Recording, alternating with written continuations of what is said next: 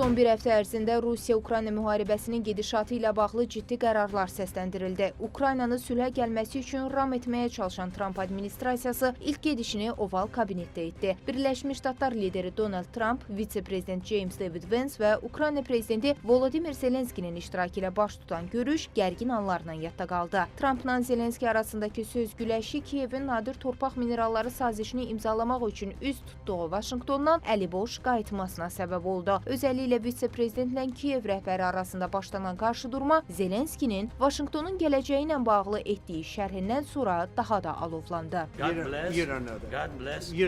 Siz bunu bilə bilməzsiniz. Bizə gələcəkdə nə hiss edəcəyimizi bizə deməyin. Biz problemi həll etməyə çalışırıq. Bizə nə hiss edəcəyimizi deməyin. Siz bizə diktə edəcək mövqedə deyilsiniz. Siz bizə nə hiss edəcəyimizi diktə edəcək mövqedə deyilsiniz. Biz özümüzü çox yaxşı hiss edəcəyik.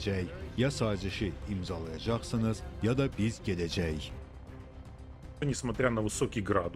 Baxmayaraq ki, Oval kabinetdəki görüş olduqca gərgin keçdi və diplomatiyadan uzaq ifadələrə yol verildi, ancaq düşünürəm ki, sonradan müqavilə imzalamaq olardı. Əslində, Ukrayna müqavilənin imzalanmasını ümid edirdi, ancaq ABŞ bundan imtina etdi. Oval kabinetdəki görüşdə çoxsaylı taktikalardan istifadə edildi. Danışanın sözünü kəsmək, fikrini çaşdırmaq, onun cavabının səhv olduğunu başqalarına hiss etdirmək üçün müxtəlif jest və mimikalardan istifadə etmək. Təbii ki, bütün bunlar qarşı tərəfi özündən çıxarmağa hesablanmışdı və bu baş tutdu da.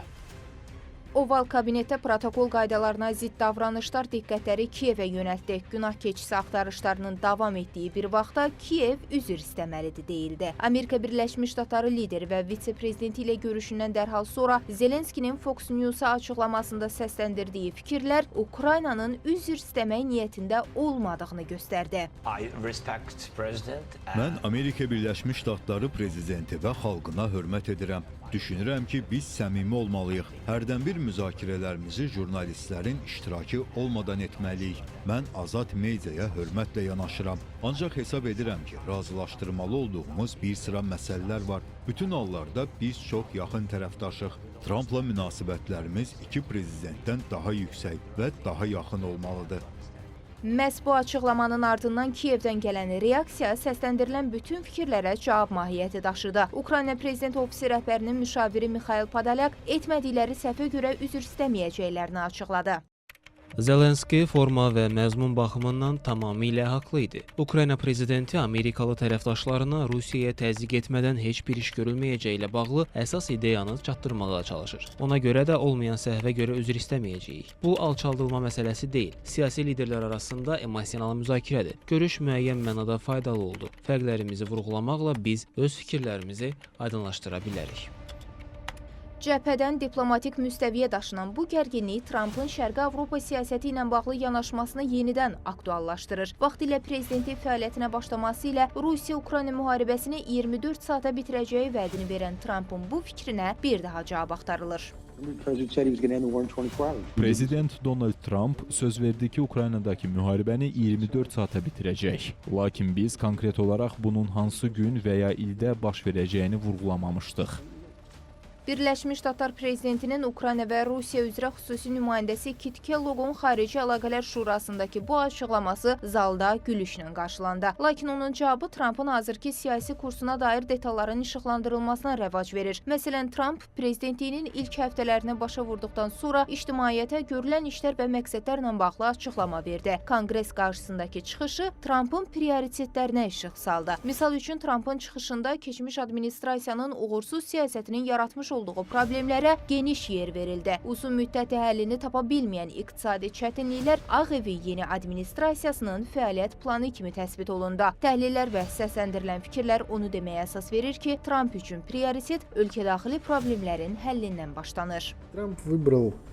Trump özünə elə bir siyasət seçib ki, bu hazırda onun üçün ölkəsinin daxilində baş verənlərin daha önəmli olduğunu deməyə əsas verir. Xarici aləm onu maraqlandırmır. Hazırda onun üçün hər şey ölkə daxili məsələdir. O, konqresdəki çıxışında gender problemləri, o cümlədən bioloji cinsin önəmindən danışsa da, əslində bu onun üçün prioritet deyil. Bir müddət sonra bu mövzular öləcək. Proqnozlarıma görə Trump Amerika Birləşmiş Ştatlarının iqtisadi və təhlükəsizlik məsələlərinə daha çox diqqət edəcək və beynəlxalq təşkilatlarla bağlı bağlı siyasətindəki sərt yanaşmasını davam etdirəcək. O ki qaldı Birləşmiş Ştatların 47-ci prezidentinin Ukrayna müharibəsinin sonlandırılmasına dair cari mövqeyinə Vaşinqton səfərindən sonra Zelenskinin danışıqlar masasına əyləşməyi istədiyini ifadə etməsi Trumpın müsbət reaksiyasına səbəb olub. Bu gün səhər Ukrayna prezidenti Zelenskidən vacib bir məktub aldım. Məktubda belə yazılıb: Ukrayna mümkün olan ən qısa müddətdə daimi sülhü yaxınlaşdırmaq üçün danışıqlar masasına oturmağa hazırdır. Heç kim Ukraynalılardan daha çox sülh istəmir. Mənim komandam və mən Prezident Trumpın güclü rəhbərliyi altında davamlı sülh əldə etmək üçün işləməyə hazırıq. Biz həqiqətən Amerika tərəfindən Ukraynanın suverenliyini və müstəqilliyini qorumaq üçün edilənlərə dəyər veririk. Ukrayna istənilən vaxt bu razılaşmanı imzalamağa hazırdır. Mən bu məktubu göndərdiyinə görə minnətdaram. Biz Rusiya ilə ciddi müzakirələr aparmışıq və onlar tərəfindən də sülhə hazır olduqlarına dair güclü siqnallar almışıq. Yüksək tribunalardan səsləndirilən fikirlər fonunda Ukrayna prezidenti Birləşmiş Ştatlar nümayəndələri ilə ilk görüşün həyata keçirildiyini dilə gətirdi.